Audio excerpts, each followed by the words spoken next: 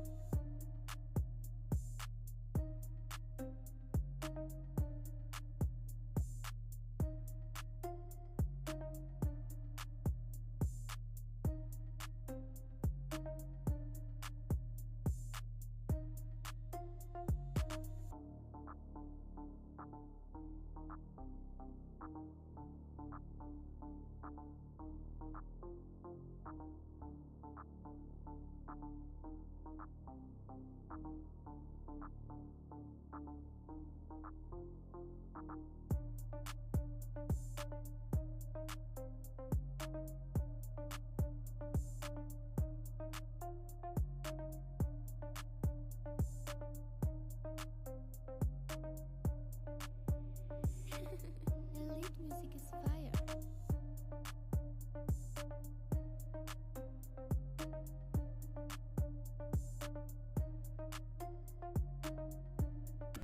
All right. Footage. Probably not the greatest. I was very, what is the word? Introverted the whole time. I was very kept to myself, but also very socially awkward. That's just my nature as a human being, but that doesn't get in the way of the pump, even if it gets in the way of the footage. I'm having one of these. I've had another one today.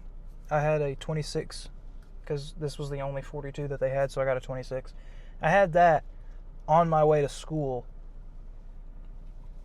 and then this one's for after. But I'm going to eat more protein when I get home. But anyway,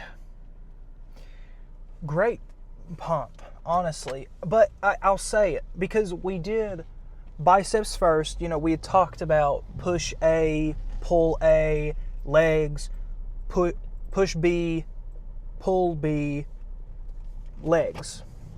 I haven't really figured out if I want to change anything about legs, because I mean it pretty much just goes quads and sort of hamstrings,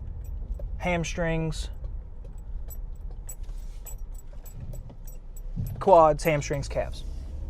So it's just pretty split. Whereas for like back or chest, like push or pull, it's chest, all chest, shoulders, triceps. But then for back, it's all back, biceps. So today we did biceps first. Now the here's the thing though. If anyone follows me on the Heavy app, you know, like you can see my workouts. You can see my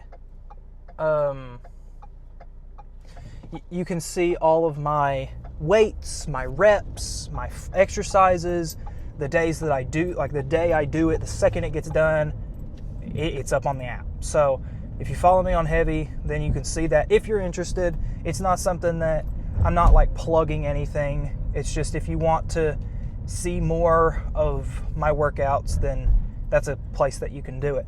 But to see, like, for example, face pulls, we can only rep around 75 pounds because my machine is weird at home and it's very decimally.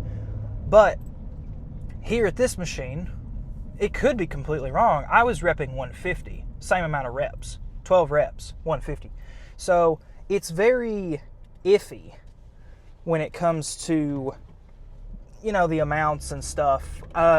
With the row, we switched from a close grip bar to a V grip, which is what I wanted to do anyway. Every time I get the option to do a row on the machine, I'm always doing V bar. So, and like, you know, so I'm doing it max weight. I'm doing the whole stack, 320 pounds.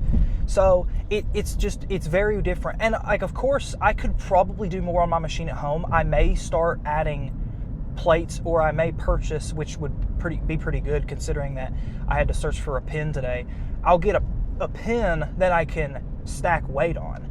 So that way we always can add weight when we need it, so we're never under rep. Because the one thing that I do not want is to be so below a weight that I can do. And then, like, every time I go to a public gym, and I didn't record any of this, but every time I go to a public gym, I'm always doing, I'd call it warm-up, yeah, anyone would call it warm-up sets, but I call it like finding the weight that I'm gonna be doing. So, and I was extraordinarily impressed because I was doing, I believe, 70 pounds single arm cable curls because I was too antisocial to go in the room where other people and the dumbbells were. I was in the main area, but this gym specifically has like a lot of like tiny rooms where there's like squat racks, leg press, cardio machines, etc. I'm pretty sure there's a powerlifting room in the back that I never knew about, so a little bit of a Twilight Zone moment there. But you know, like, that's cool to have all of that. And of course, like, as I move out and I become more social, because this is the area that I'm moving to by the end of this semester. Well, maybe not by the end of it, but definitely toward the summer break. I'll move in over summer, I believe, or very early fall. So, you know, just something to look forward to.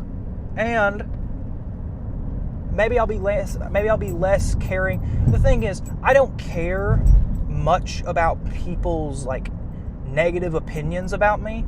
It's not something that I really like focus too much on. Every now and then there'll be, you know, something that keeps me up at night, but nothing like super serious. So my main objective is to get comfortable enough just filming in public. And this gym was not as public as a gym I went to before I started recording my workout sessions. Actually, like, just kind of barely a week before I started recording, I went to a public gym, and it was a better environment. There were a lot more people. And I don't know how the audio of this is going to be, so I apologize in advance, because I was playing my own music, but I could kind of tell I knew they were playing music, but I could hear it. So pretty loud. So I may end up muting everything. I may do some voice isolation shit. I don't know. But that's okay, because I didn't have to film it. I would have been perfectly fine just filming the pump in the bathroom and then this post-workout chat, because I could tell you all about it. I think we kept maybe, let's see, I want to figure out what I kept, what exercises I kept, because I swapped I believe it or not, every single exercise was swapped except for face pulls and hammer curls. Every other exercise was swapped, not for something arbitrary or completely insane. Like, for example, single arm dumbbell curls was replaced by single arm cable curls. Now, that's not a terribly huge difference. The difference is the stretch, of course, but it's pretty much, it's the same movement. It works the same muscles. Like, what would suck is doing something completely and totally different.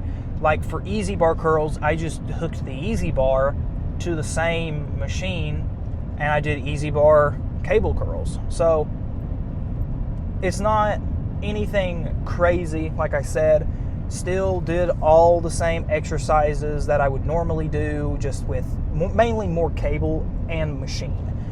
Because in the instance that there are machines available, I will use them. It's kind of like, and like, I didn't do weighted pull-ups. I didn't feel like, I honestly didn't even see a dip belt anywhere. So, not really thinking I could have done weighted pull-ups. Would have been great though, considering that we're a all-time high weight, 180.8 as of this morning, which is extremely exciting. I'm super proud of that. But, like I was saying, instead of doing pull-ups, I did lat pull-down. Now, I'm pretty sure I recorded a set of lat pull-down because I wanted to talk about the bar that I used. It's the one with the special like grips on the sides. I cannot stress enough how much I fucking love that bar. It is my favorite part about lat pull down. I won't say I'm a lat pull down fanatic, but I love me a good lat pull down. But when you add that bar, white tears go down my leg. Not actually, but I will say that's how excited that I get. I don't know what that bar is called. I don't want to order it considering I'm moving out soon. But that's such a phenomenal bar, and it hits my lats. It makes me want to start doing lat pull down again instead of weighted pull-ups. But like you know, a lot of people argue that weighted pull-ups are better, and for now I listen to the public. And also, my lat pull-down machine is not tall enough for me, so I believe it, considering like I was able to get a full stretch up and down at like fucking, I believe I was at like 200 or 300 something pounds. Jesus, I don't even know how. I think, yeah, no, I did 300 pounds on that lat pull down. Almost a full stack. The stack was 320. I almost did a full stack. I did 300 pounds, which, like I said, it means nothing because it's very different. Because I can't do a full stack on my thing at home, and my full stack on mine at home is 150. So it's very weird. I don't exactly know. But like I said, it doesn't matter the weight.